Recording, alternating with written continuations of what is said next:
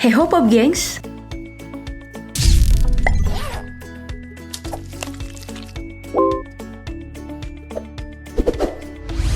Kamu udah nonton video aku belum tentang berbagai modus kasir nakal dalam mencurangi konsumen dan pemilik toko ini?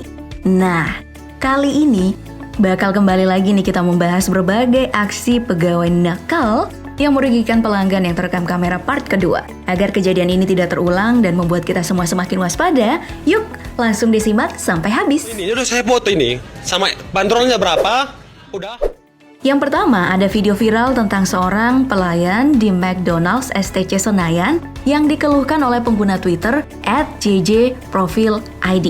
Jadi awalnya sekitar pukul 3 malam subuh ya, ia dan seorang teman memesan menu 2 chicken burger dan 2 mineral water lewat layanan drive-thru. Nah, pelayan McD pun mengatakan jika total pembayarannya sebesar Rp100.000. Setelah uang diberikan, pelayan itu justru memasukkan uang ke dalam sakunya, bukan di laci mesin kasir. Dari situ, JJ mulai curiga nih. Ia pun meminta struk pembelian, namun si pelayan mengatakan struk bukti pembelian gak bisa dicetak karena komputer udah offline. Makin mencurigakan bukan? JJ pun akhirnya memutuskan untuk masuk ke dalam bangunan McD untuk meminta kejelasan pada si pelayan. Sebab ia sudah terbiasa memesan makanan melalui drive-thru dan sepengetahuannya ya, di tempat lain gak pernah offline karena McD kan buka 24 jam.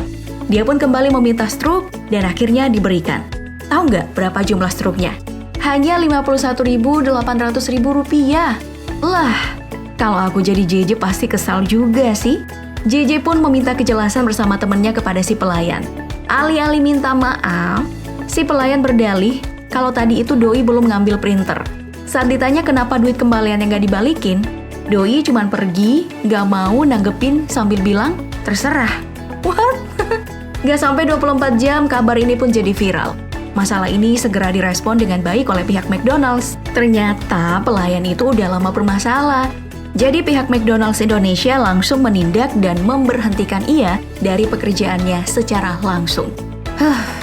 Entah udah berapa orang ya yang kena tipu.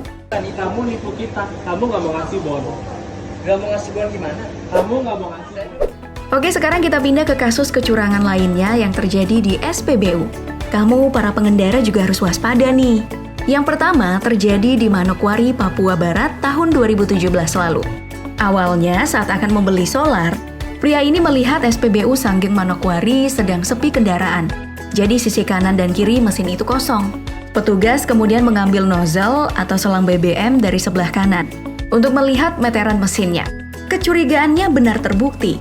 Ternyata meteran itu sudah menunjukkan angka Rp223.000 hanya dalam waktu nggak lebih dari 10 detik.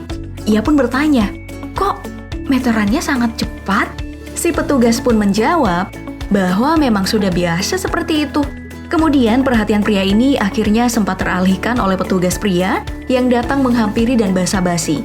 Saat sadar, ia semakin kaget saat melihat meteran udah menunjukkan harga Rp457.000. Ia buru-buru meminta untuk menghentikan pengisian solar.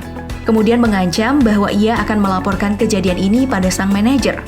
Karena ketakutan, Mbak yang kerja di SPBU ini pun mengejarnya dan menawarkan untuk mengembalikan uang pria ini sebesar Rp200.000. Apa ibu rela mau kembalikan uang Rp200.000? Kan kakak bilang cuma masuk 200 toh? Sudah mulai dari Ketegangan pun terjadi dan terkuaklah bahwa memang yang dilakukan Mbak ini adalah sebuah kecurangan. Masih dari kasus kecurangan SPBU, ada bapak yang merekam video kejengkelannya nih saat beli bensin yang dibayar Rp50.000, namun yang terisi hanya Rp45.000. Dan hal itu tidak hanya sekali, namun ternyata udah berkali-kali ia alami, tapi baru sadar dan memperhatikan. Sayang, ia tidak digubris oleh pegawai SPBU sama sekali. Para calon pembeli pun terlihat pada cuek saat diberi informasi oleh bapak ini. Duh, orang cari makan kok kayak gini amat ya? Atau karena gaji pegawai SPBU dikit kali ya sampai mereka rela berbuat curang kayak gini buat dapat tambahan? Supaya sama-sama, saya ada bukti semua. tidak apa-apa sudah daripada kakak nanti. Tidak, kenapa ibu rela mau... Berikutnya ada video kecurangan yang dialami seorang ibu saat berbelanja di sebuah minimarket.